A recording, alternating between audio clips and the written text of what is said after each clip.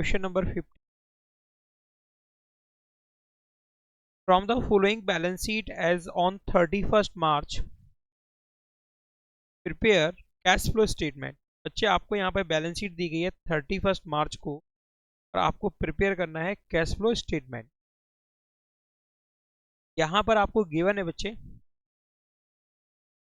Equity and liability part में share holder fund आपको given है share capital, reserve and surplus, non current liabilities, long term borrowings and current liabilities में आपको given trade payable. इधर आपको assets में given है नॉन करेंट एसेट्स में fix assets, tangible assets, non current investment and current assets में given है inventories, cash and cash equivalent. बच्चे रिजर्व एंड सरप्लस में आपको गिवन है balance in statement of profit and loss, इसका difference करेंगे वो होगा नेट प्रॉफिट। ओके, और यहाँ पर डिफरेंस होगा 17,20,000 -84,000 डिफरेंस बनेगा 3,44,000 3,04,000। ओके, जो कि है नेट प्रॉफिट, क्योंकि क्लोजिंग बैलेंस ज़्यादा है opening balance. Loan from bank operating activity record करेंगे आप इसको। लॉन्ग टर्म बोरोइंग्स में आपको गिवन है loan from bank. Financing activity में जाएगा बच्चे, इससे जो यहाँ पर फ्लो हो रहा है बच्चे 2,000 का इनफ्लो होगा। जब भी आप बैंक से लोन लेंगे तो आपका जो बैंक बैलेंस है वो इंक्रीज होगा। नेक्स्ट है बच्चे ट्रेड पेबल्स, ये ऑपरेटिंग एक्टिविटी जाएंगे बच्चे। क्रेडिटर्स 8,26,000 था, अब इसकी वैल्यू है बच्चे 12,50,000, इंक्रीज हो रहा है 4,20,000। तो आप प्लस करेंगे। इसी तरह 4,52,000 था बच्चे बिल्स पेबल, जो कि अब है 6 ए हो रहा है, इसको आप प्लस करेंगे। नॉन करेंट इन्वेस्टमेंट में इन्वेस्टमेंट है, इन्वेस्टिंग में रिकॉर्ड किया जाएगा बच्चे। और यहाँ पर आप देख रहे हैं ओपनिंग बैलेंस तो 1,74,000 है, लेकिन क्लोजिंग बैलेंस कुछ भी नहीं। इसका मतलब ये इन्वेस्टमेंट आप सोल्ड कर दिया, और सोल्ड करने से आपको होगा बच्चे। नेक्स्ट है बच्चे ट्रेड रिसेबल्स, ये ऑपरेटिंग एक्टिविटी और सन्डी डेटर्स देखें 6,90,000 इनका ओपनिंग और क्लोजिंग बैलेंस है 10,56,000।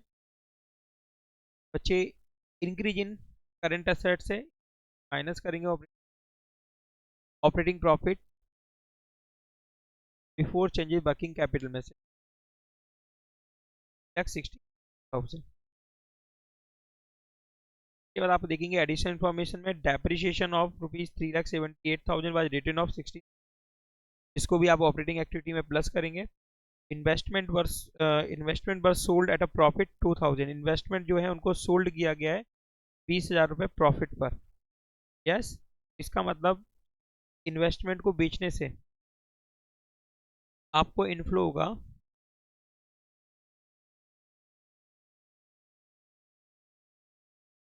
1,76,000 का। ये इन्वेस्टमेंट अपनी बुक्स में 1,74,000 के थे, लेकिन आपने जब सोल्ड किया तो इन पर प्रॉफिट बनाया कितना 2,000, तो इस तरह आपको इनफ्लो कितने का होगा 1,76,000 का। ओके, नेक्स्ट है बच्चे dividend amounting to ₹15,000 was paid during the year, और इन्वेस्टमेंट पेड हुआ है ड्यूरिंग द ईयर 15,000 रुपये, से आप प्लस करेंगे ऑपरेटिंग एक्टिविटी में। इसी तरह बच्चे फाइनेंशियल एक्टिविटी में इससे आउटफ्लो होगा, और जो इन्वेस्टमेंट को बेचने पर जो प्रॉफिट हुआ है 2,000 रुपीज़ का, से आप ऑपरेटिंग एक्टिविटी में माइनस करेंगे, क्योंकि ये नॉन ऑपरेटिंग इनकम है, नॉन ऑपरेटिंग इनकम। ठीक है, बैलेंस शीट में शेयर कैपिटल ये फाइनेंशियल एक्टिविटी में जाएगा बच्चे, और इसमें कोई चेंजेस नहीं। यस, जनरल सरप्लस आपको बता ही दिया, लॉन्ग टर्म बोरिंग भी हो गया, ट्रेड पेबल्स भी हो गया। इधर आप देखेंगे टेंजिबल असेट्स में, फिक्स असेट्स में टेंजिबल असेट्स। ठीक, तो यहाँ पर टेंजिबल असेट्स आप देख रहे हैं 26,000 ओपनिंग बैलेंस है, और क्लोजिंग बैलेंस है 27 1000। तो यहाँ पर आप लेजर बनाएंगे, आप पता करेंगे कि परचेज और cell.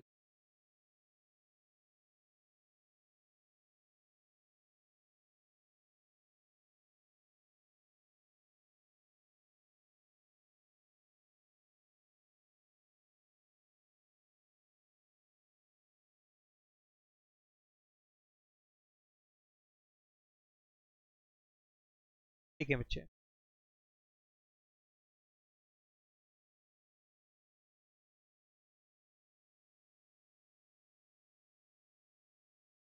Working note, working note बाद में करना, बता रहा हूँ। Working note tangible assets, assets आपने नाम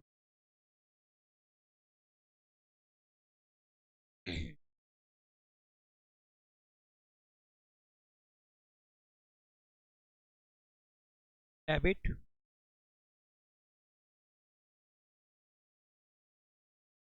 डेबिट में लिखेंगे आप opening balance, balance brought down 2 lakh. Credit में लिखेंगे बाई बैलेंस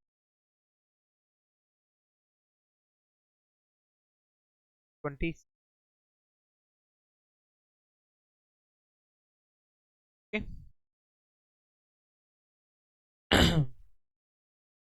जो एडिशन इन्फॉर्मेशन में आपको डेप्रिसिएशन रिकॉर्ड करेंगे, और करंट ईयर का डेप्रिसिएशन 3,70,000,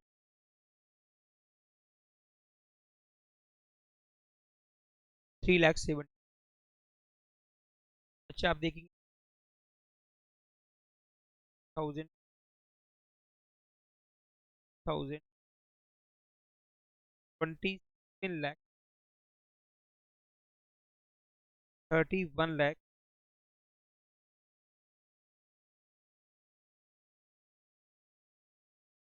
इसमें से 20 आएगा 9,00,000 टू बैंक अकाउंट। इससे होगा आउटफ्लो इन्वेस्टिंग एक्ट, इससे होगा आउटफ्लो इन्वेस्टिंग एक्ट। बच्चे सेकंड कैलकुलेट करेंगे net profit before working, net profit before tax and extra ordinary I, balance link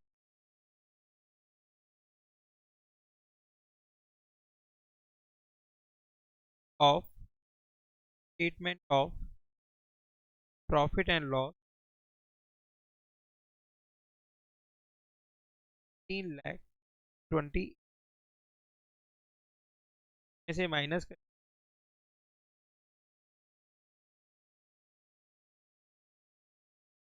of statement of profit and loss, ये बचे 13,80,000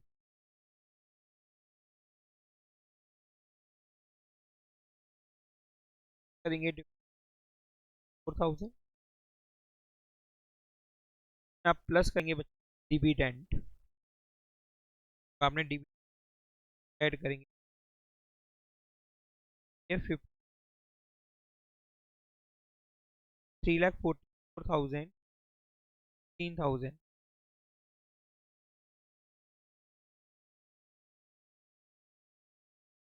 को बोलेंगे आप net profit before extraordinary है,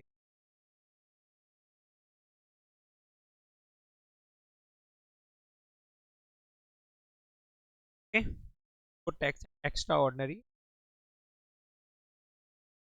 बच्चे अब बनाते हैं अपन cash flow, cash flow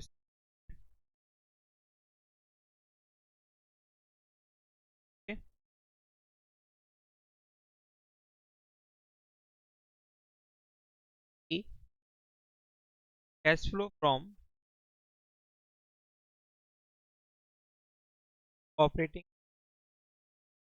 cash flow from operating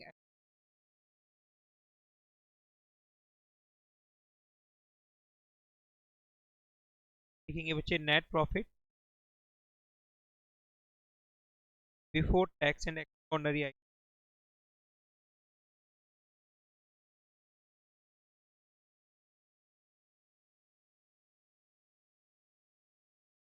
before tax and extraordinary item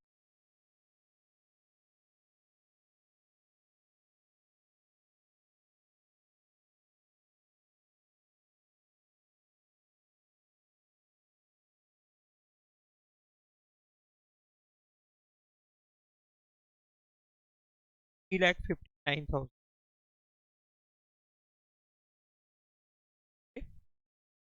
plus करेंगे डेप्रिसिएशन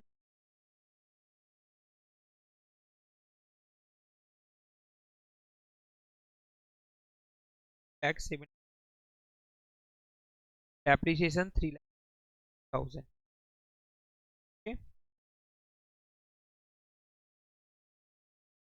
होगा 6,30,000 लेस करेंगे gain on profit on sale of profit on sale of investment 2,000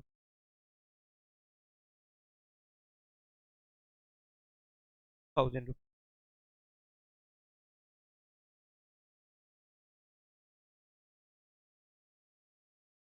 minus का साइन ब्रैकेट में माइनस का sign लगा minus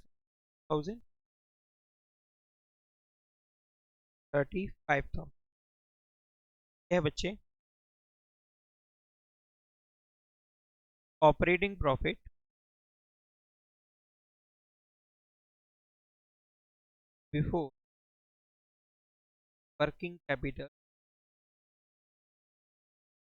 before working capital changes okay net profit before working changes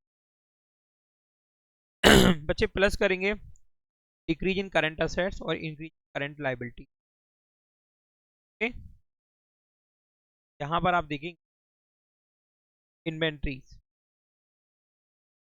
8,60,000 इसका closing balance है 13,60 changes जो हो रहा है वो 25 को हम माइनस कर 2 अभी हमको देखना है प्लस वाले प्लस देखते प्लस हो रहा है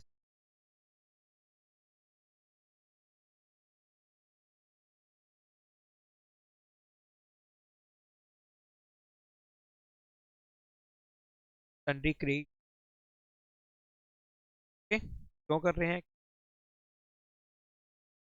टेबल प्लस करेंगे बैक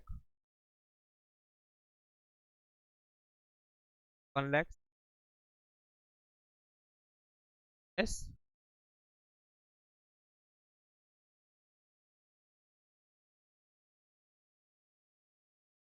5,000 प्लस 1 लाख 3 लाख अब इसमें आप लेस करेंगे इन्वेंट्री का 5,00,000 और बच्चे डेटर्स 3,60,000 लीटर पता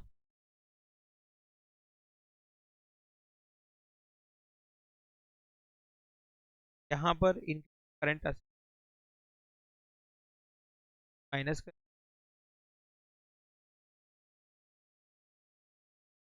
सर इनको एक साथ प्लस 5,02,000 इस तरह से भी होगा 13,09,000 क्या आएगा आपका 4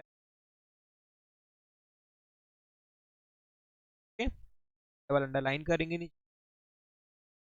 ये है बच्चे आपका net cash flow from operating activity. 1000 next. B cash flow from investing, cash flow from investing. बच्चे आपने देखा था मस सेट्स अकाउंट बनाया था 9,48,000 से, ये जो रहा था ये जो डिफरेंस आ रहा था वो था परचेज ऑफ टेंजेबल असेट 48,000। लिखेंगे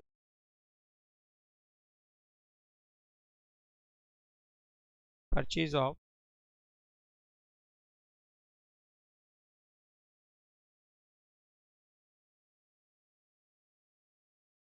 $9,00,000। आउटफ्लो और sale of investment in 1,70,000।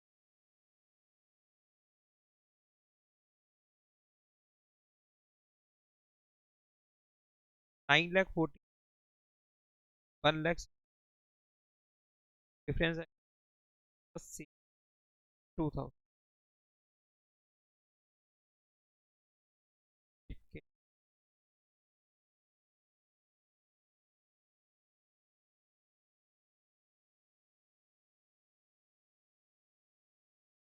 Next है बच्चे cash flow from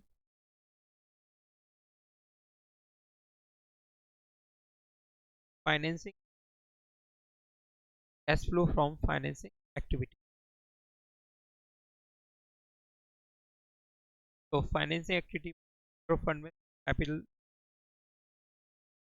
long term borrowings, loan from bank, loan from bank पता है इसका मतलब। यस बैंक आपने क्या किया है टेकन 1,00,000 2,70,000 होगा 2,20,000 डिविडेंड पेड किया है आउटफ्लो होगा आउटफ्लो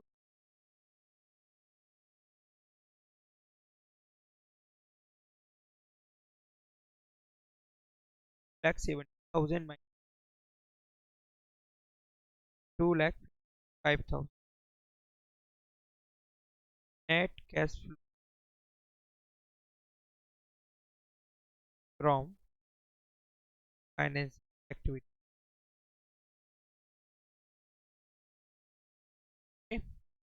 अब इन तीनों एडजस्ट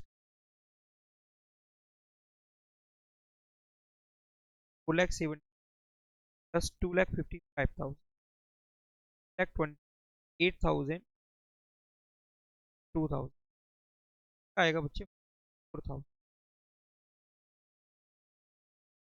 आएगा 44,000।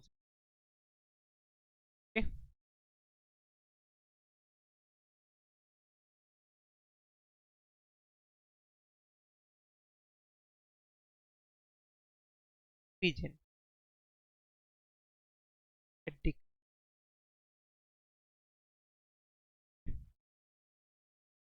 Cash equivalent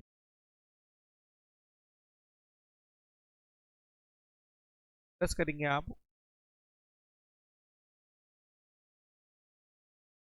balance of cash and cash equivalent 1,00,000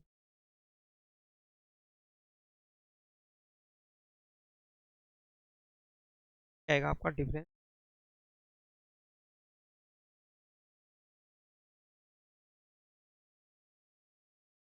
balance of cash and. Question number आपका ये कम 3। क्वेश्चन है। Next question, question number,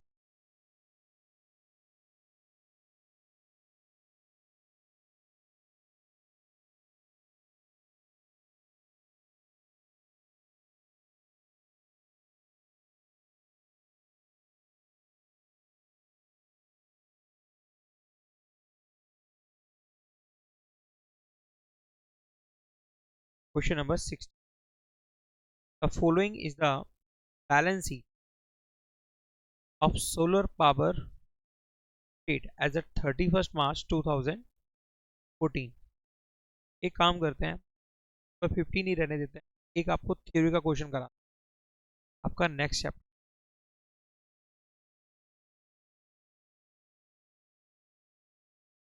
theory question. ठीक है साहब,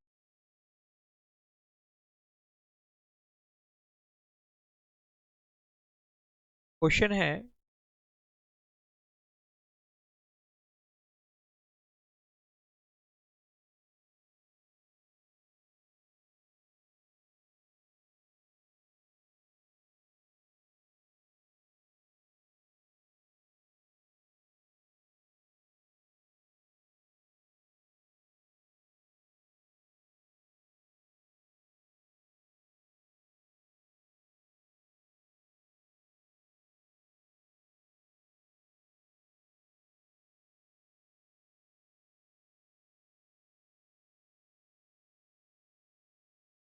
हाँ जी,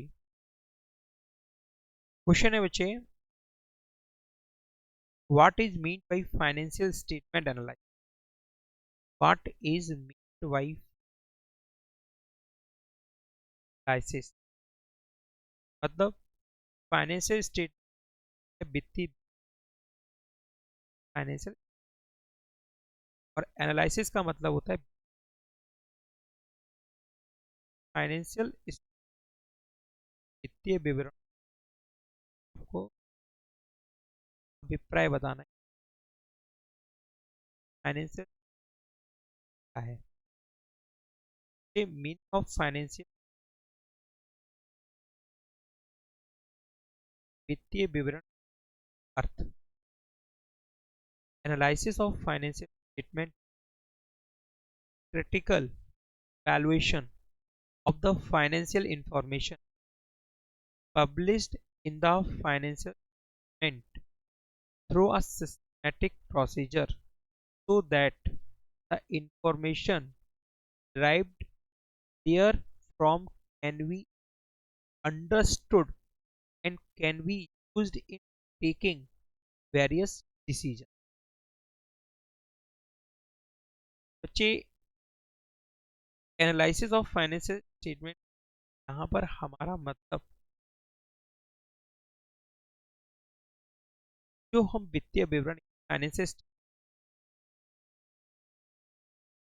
तो एनालिसिस ऑफ फाइनेंशियल स्टेटमेंट हम उनको उनका क्रिटिकल इवैल्यूएशन करते, क्रिटिकल वैल्यूएशन करते, आलोचनात्मक मूल्यांकन करते, जो फाइनेंशियल स्टेटमेंट हमारे प्रोवाइड करते हैं उनका हम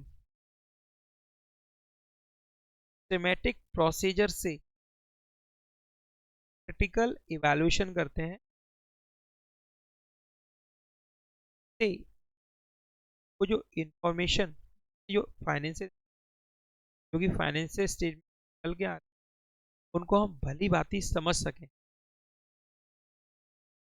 या जा सके, और बच्चे उनको यूज करके उन इंफॉर्मेशन को वेरियस को किया जा सके, वेरियस, तो analysis of financial state, critical evaluation of the financial information published in the financial statement through a systematic process। तो बच्चे, एनालिसिस ऑफ फाइनेंशियल का मतलब हुआ कि फाइनेंशियल इंफॉर्मेशन जो पब्लिश होती है फाइनेंशियल स्टेटमेंट में, उनको एक सिस्टमेटिक प्रोसीजर से क्रिटिकल इवैल्यूएशन करना उनका। से क्रिटिकल इवैल्यूएशन के बाद जो इन्फॉर्मेशन सामने आएगी उस इन्फॉर्मेशन को आप इजीली समझ पाएंगे या इजीली अंडरस्टूड होगी वो, और उस इन्फॉर्मेशन के बेसिस पर आप वेरियस डिसीजन भी ले पाएंगे। Analysis of financial statement establish a relationship between one financial data with other financial data. तो बच्चे एनालिसिस ऑफ फाइनेंशियल स्टेटमेंट में वन फाइनेंशियल डाटा, एक फाइनेंशियल इंफॉर्मेशन का दूसरी फाइनेंशियल इंफॉर्मेशन से रिलेशन से पता किया जा सकता है, डिपेंडेंट पता किया जा सकता है। ठीक है, इससे हम जज कर पाते हैं प्रॉफिटेबिलिटी को, यानी कि उस कंपनी की लाभदायकता को, एफिशिएंसी को यानी क्रियात्मक क्षमता को, सॉल्वेंसी को यानी कि शोधन क्षमता को, और बच्चे future progress about the company, और हम ये भी पता कर पाते हैं कि कंपनी फ्यूचर में किस तरह से प्रोग्रेस करेगी। और ये सब हो पाता है फाइनेंशियल एनालिसिस करके, क्योंकि फाइनेंशियल स्टेटमेंट को जब एनालिसिस करते हैं तो one financial data other financial data से का रिलेशन बताया जाता है। जैसे आप प्रॉफिटेबिलिटी को जज करने के लिए आप ग्रॉस प्रॉफिट रेशो निकालते हैं, और ग्रॉस प्रॉफिट रेशो का फॉर्मूला होता है gross profit into paid upon revenue from operation. तो यहाँ पर वन फाइनेंशियल डाटा हुआ ग्रॉस प्रॉफिट और अदर फाइनेंशियल डाटा हुआ रेवेन्यू फ्रॉम ऑपरेशन। उनके बीच का जो रिलेशनशिप है के बेसिस पर आप प्रॉफिटेबिलिटी चेक कर सकते हैं। एफिशिएंसी के लिए आप एक्टिविटी रेशो निकालते हैं, जैसे कि इन्वेंट्री टर्नओवर रेशो, जिसमें आप cost of revenue from operation में डिवाइड करते हैं एवरेज इन्वेंट्री। तो एक डाटा तो हो गया फाइनेंशियल आपका कॉस्ट ऑफ गुड्स सोल्ड, दूसरा हो गया बच्चे आपका एवरेज इन्वेंट्री। सॉल्वेंसी के लिए आप सॉल्वेंसी रेशो में देखा होगा आपने डेप्ट इक्विटी रेशो में, एक तो फाइनेंशियल डाटा हो गया डेप्ट और दूसरा हो जाता है इक्विटी, है ना। इन सब के बेसिस पर फ्यूचर में आप ये भी पता कर सकते हैं कंपनी जो फ्यूचर में उसका क्या होगा, फ्यूचर में किस तरह से वो कंपनी प्रोग्रेस करेगी। ठीक, ये मैं समझते हैं हिंदी वाले बच्चों के लिए वित्तीय विश्लेषण से आशय यानी कि फाइनेंशियल स्टेट प्रदर्शित यानी कि जो प्रेजेंट विभिन्न वित्तीय सूचनाओं यानी फाइनेंशियल इंफॉर्मेशन का विधिवत यानी कि सिस्टेमैटिक प्रोसीजर विधिवत प्रक्रिया द्वारा उनका आलोचनात्मक मूल्यांकन है, यानी क्रिटिकल एनालिसिस है, जिससे इनसे प्राप्त सूचनाओं को भली भांति समझा जा सके। यानी कि जब आप फाइनेंशियल स्टेटमेंट को एनालिसिस करेंगे तो उससे जो इन्फॉर्मेशन सामने आएगी उस इन्फॉर्मेशन को आप इजी अंडरस्टूड होगी वो आपके लिए, कि आप उसको भली भांति समझ पाएंगे और उसका प्रयोग कर पाएंगे यानी यूज कर पाएंगे फाइनेंशियल डिसीजन लेने में।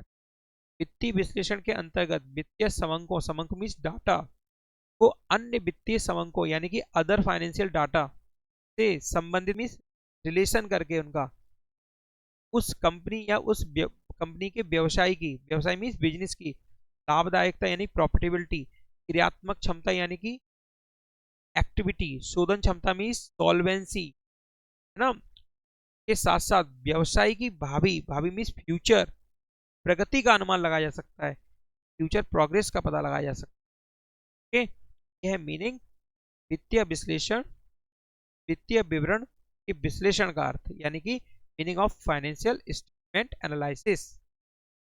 सेकंड क्वेश्चन है बच्चे आपका, describe the objective of financial statement analysis. बच्चे फाइनेंशियल स्टेटमेंट एनालिसिस करने का आपको ऑब्जेक्ट बताना है। ओके, तो फर्स्ट ऑब्जेक्ट है बच्चे knowledge of earning capacity. Knowledge of earning capacity, the earning capacity of the business and it's prospect for future growth can be determined with the help of analysis of financial statement. बच्चे जब हम financial statement का analysis करते हैं, financial statement को analysis करते हैं, उसकी हेल्प से हम कंपनी की अर्निंग कैपेसिटी यानी कि उपार्जन क्षमता का निर्धारण कर सकते हैं, और भविष्य में यानी फ्यूचर में कंपनी का क्या भविष्य होगा, क्या प्रोग्रेस कर पाएगी कंपनी की नहीं, इसको भी हम डिटरमाइन कर पाते हैं, इसको भी हम चेक कर पाते हैं। ओके, नेक्स्ट है टू जज द ऑपरेशनल एफिशिएंसी यानी कि क्रियात्मक क्षमता का ज्ञान। The management of the organisation can be determine the operational efficiency of the concern and can identify the weakness through analysis of financial statement and can search for remedies to overcome the weakness। बच्चे, वित्तीय विवरणों के विश्लेषण से व्यवसाय के प्रबंधक व्यवसाय की क्रियात्मक क्षमता का पता लगा सकते हैं एवं व्यवसाय की कमजोरियों को केंद्रित करके उन्हें दूर करने के लिए उपाय भी खोजे जा सकते हैं।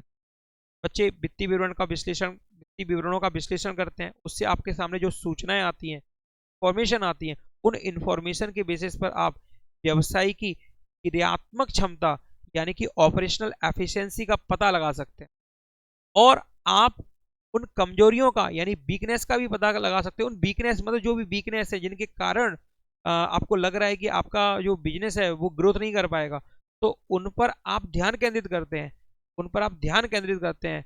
ओके, और उन्हें दूर करने के उपाय यानी कि रेमेडीज भी सुझाते हैं, कि रेमेडीज भी बताते हैं। नेक्स्ट है बच्चे फाइनेंशियल साउंडनेस यानी वित्तीय सुदृढ़ता का ज्ञान। The analysis of financial statement can lead to determine the financial soundness of the firm. वित्तीय विवरणों के विश्लेषण से व्यवसाय की वित्तीय सुदृढ़ता का पता लगाया जा सकता है। वित्तीय सुदृढ़ता का मतलब कि कंपनी, जो भी कंपनी है वो सुदृढ़ स्थिति में है या नहीं, यानी कि वो उसकी जो पोजीशन है वो कैसी होनी चाहिए, परफेक्ट पोजीशन होनी चाहिए, उसकी एसेट्स और कैपिटल प्लस लायबिलिटीज के बीच में जो भी पोजीशन बनती है वो स्पष्ट होनी चाहिए, वो क्लियर होनी चाहिए, वो सुदृढ़ होनी चाहिए, अच्छी होनी चाहिए। क्योंकि जब एक बिजनेस की, एक कंपनी की स्थिति अच्छी होती है तो उसमें इंटरेस्ट रखने वाले जो यूजर्स होते हैं उसके बेसिस पर वो डिसीजन लेते हैं, सुदृढ़ता के बेसिस पर वो उस बिजनेस में इन्वेस्टमेंट करने की सोचते हैं, सुदृढ़ता के बेसिस पर जो वित्तीय संस्थान होते हैं, फाइनेंशियल इंस्टीट्यूशंस होते हैं, वो लोन प्रोवाइड करते हैं, एडवांस देते हैं, आपको ऐसा फंड देते हैं जिससे आप फिक्स एसेट्स खरीदते हैं और उनको यूज करके आप अपने की स्थिति को और भी सुदृढ़ बना सकते हैं और भी साउंडनेस बना सकते हैं। यस, तो वित्तीय विवरणों के विश्लेषण से व्यवसाय की वित्तीय सुदृढ़ता का पता लगाया जा सकता है, और व्यवसाय के जो लेनदार होते हैं, बैंक होते हैं, विनियोजक होते हैं, इन्वेस्टर्स होते हैं आदि वित्तीय सूचनाओं में रुचि रखते हैं। रुचि मीन्स इंटरेस्ट रखते हैं। ओके, नेक्स्ट है बच्चे नॉलेज ऑफ सॉल्वेंसी यानी शोधन क्षमता का ज्ञान। The creditor and various financial institution providing credit can determine the short term and long term solvency position of the concern through analysis of financial statement। बच्चे, वित्तीय विवरणों के विश्लेषण से व्यवसाय को यानी कि आपके बिजनेस को जो भी शॉर्ट टर्म और लॉन्ग टर्म जो लोन प्रोवाइड करते हैं मनी लेंडर, वो वित्तीय विवरणों के विश्लेषण के आधार पर यानी कि बेसिस पर निर्णय ले पाते हैं कि आपको लोन प्रोवाइड करना चाहिए या नहीं करना चाहिए। यस, तो शोधन क्षमता का पता चल जाता है, वो सॉल्वेंसी का पता लगा लेते हैं।